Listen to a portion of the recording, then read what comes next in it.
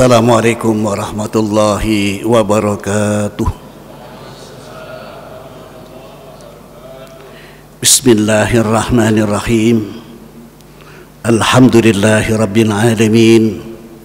Wassalatu wassalamu ala asyrafil anbiya wal mursalin wa ala alihi wa sahbihi ajma'in, amma ba'du. Qala Allah Ta'ala fil Qur'anil Aziz, a'udzu billahi minasy syaithanir rajim. Bismillahirrahmanirrahim. Wa tubu ilallahi jami'an ayyuhal mu'minun. Shadaqallahul azim.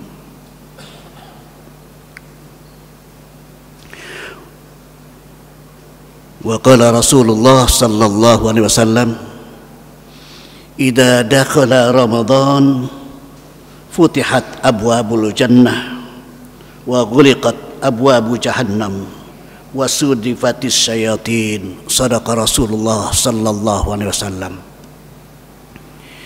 Jamaah salat tarawih yang dimuliakan Allah Subhanahu wa taala,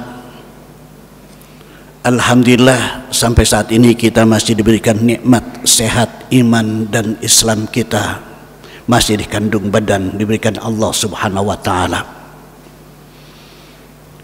Dalam ayat tersebut yang telah saya bacakan tadi, wa tubu ilallahi jami'an, bertobatlah kalian kepada Allah semuanya, ayyuhal mu'minun, wahai orang-orang yang beriman, la'allakum tuflihun, agar kalian menjadi orang-orang yang sukses.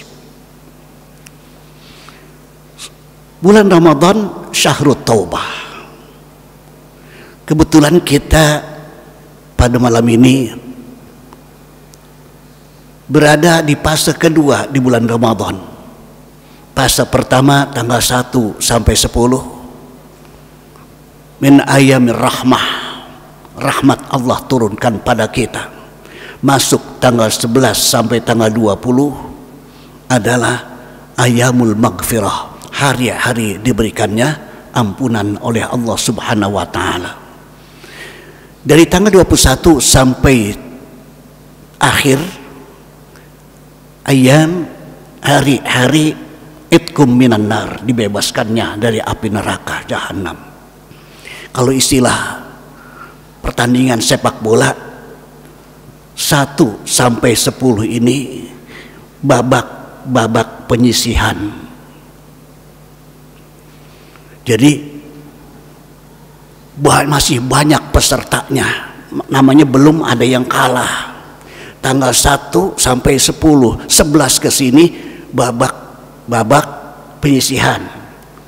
Udah banyak yang keguguran. Yang 3, yang terakhir babaknya babak final, maka kita mendapatkan para finalis Ramadan. Dianjurkannya bertaubat di sini. Kenapa? Karena kasih sayang Allah Subhanahu wa taala pada kita. Tanpa taubat susah kita mendapatkan sifat muttaqin, untuk masuk gerbang orang-orang yang bertakwa kepada Allah Subhanahu wa taala. Enggak ada jalan lain kecuali bertaubat pada Allah Subhanahu wa taala. Ada satu pertobatan yang disampaikan oleh Sayyid Abdul Aziz Ad-Darani dalam kitab Taharah Al-Khutub wal Khulud wal Ghuyub, Beirut, Darul Kutub Al-Islamiyah, tahun 2003, halaman 154, mengisahkan ada seorang raja. Sang raja ini dapat berita-berita dari yang lainnya bahwa si A, menterinya ini, orang yang paling disayang oleh sang raja, adalah perbuatannya tidak senonoh. Sehingga raja ini marah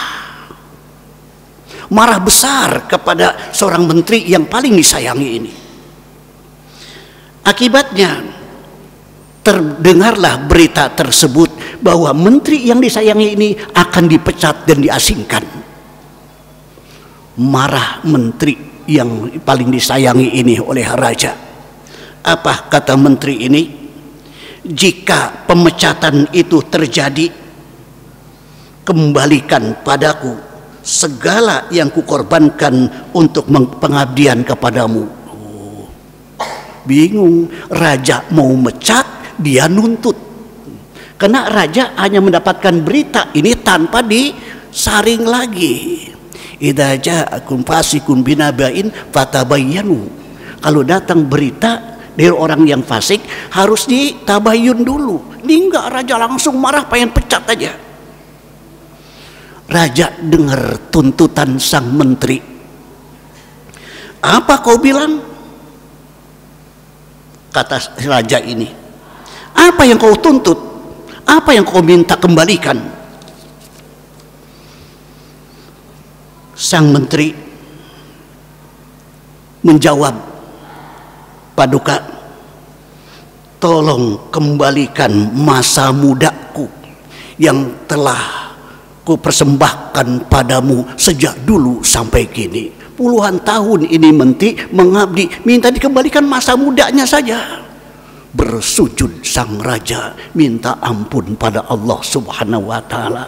Ternyata berita yang tadi itu salah. Bertobat sang raja ini, sehingga selamatlah raja ini dari gonjang-ganjing dalam kerajaan tersebut. Kenapa? Karena raja ini tidak jadi memecatnya dan langsung bertobat pada Allah Subhanahu wa Ta'ala. Masuklah sang raja ini pada level yang terakhir, orang-orang yang bertakwa kepada Allah Subhanahu wa Ta'ala. Sebab orang yang bertakwa, kalau dia mempunyai kedudukan, mengeluarkan suatu keputusan-keputusan, pasti tidak akan merugikan orang lain, menguntungkan selalu. Contoh, Sayyidina Umar pernah menguburkan anaknya hidup-hidup, bertobat dan masuk Islam. Sampai akhir hayatnya pun sering dia menangis kalau dia ingat perbuatannya itu. Apa perbuatan atau yang diberikan Sayyidina Umar yang kita manfaatkan sekarang? Contohnya, Al-Quran yang kita miliki di hari ini, yang ada di depan kita, ini jasa pertama Sayyidina Umar.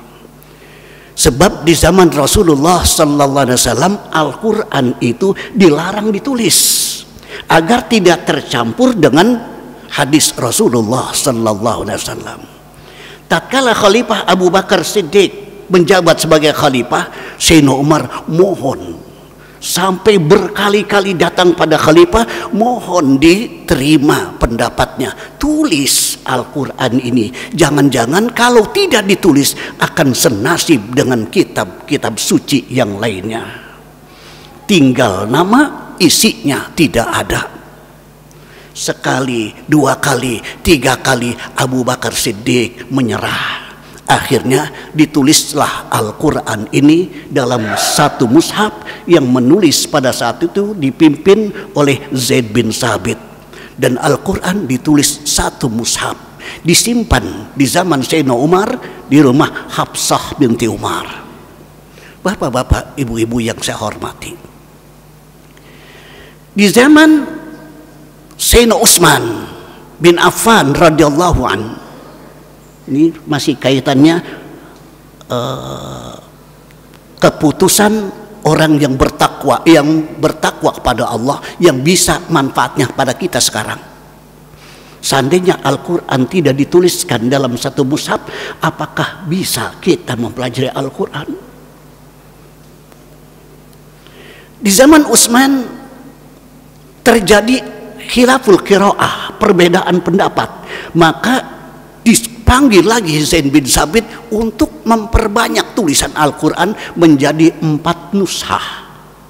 Setelah itu dicetak di Bundukiyah dan diperbanyak sampai sekarang triliunan Al-Quran yang berserakan di bumi ini. Manfaatnya kita bisa membaca di depan kita, bisa kita miliki, bisa kita manfaatkan. Ini kebijakan orang yang bertakwa. Selalu dia mengeluarkan pijakan ini menguntungkan bagi umat setelahnya. Seperti Al-Quran. Apalagi kebijakan Sayyidina Umar. Sebentar lagi kita ngadakan sholat tarawih.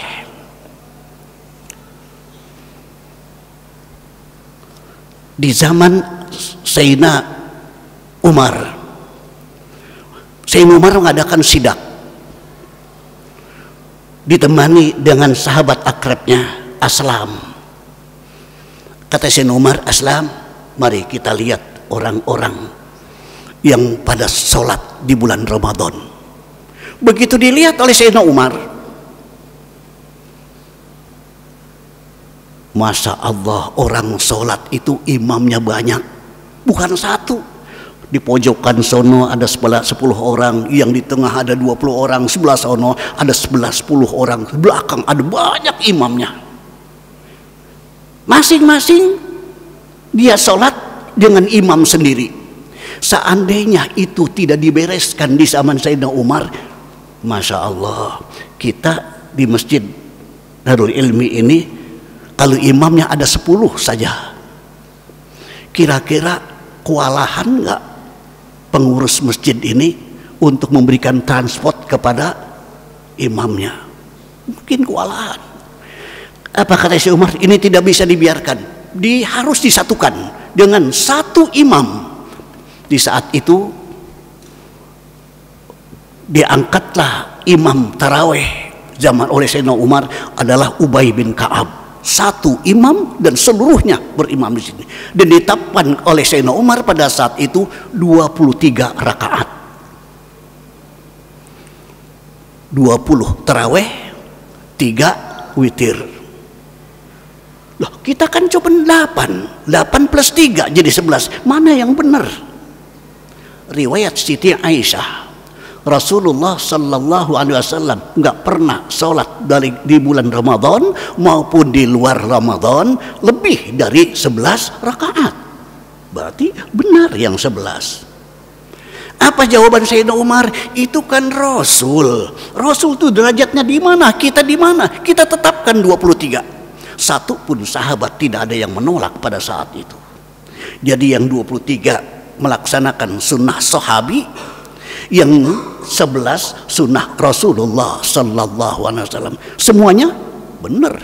Imam Malik di Madinah pada saat itu kan Umar. Di mana ada Umar, setan-setan jin iblis lari terbirit-birit, ketakutan dengan Sayyidina Umar.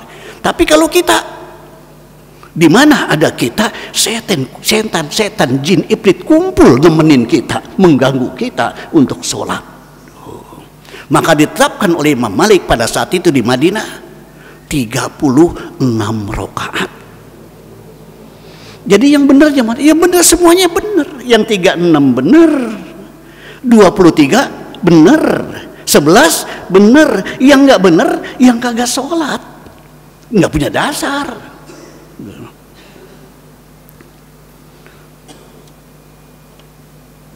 Jamaah yang saya hormati, mudah-mudahan amal ibadah puasa kita dapat merubah karakter kita, dapat meningkatkan karakter kita dari mukminun menjadi muttaqun, dari orang mukmin saja menjadi orang-orang yang bertakwa kepada Allah Subhanahu wa taala, yang segala perbuatannya, kebijakannya selalu menguntungkan orang lain.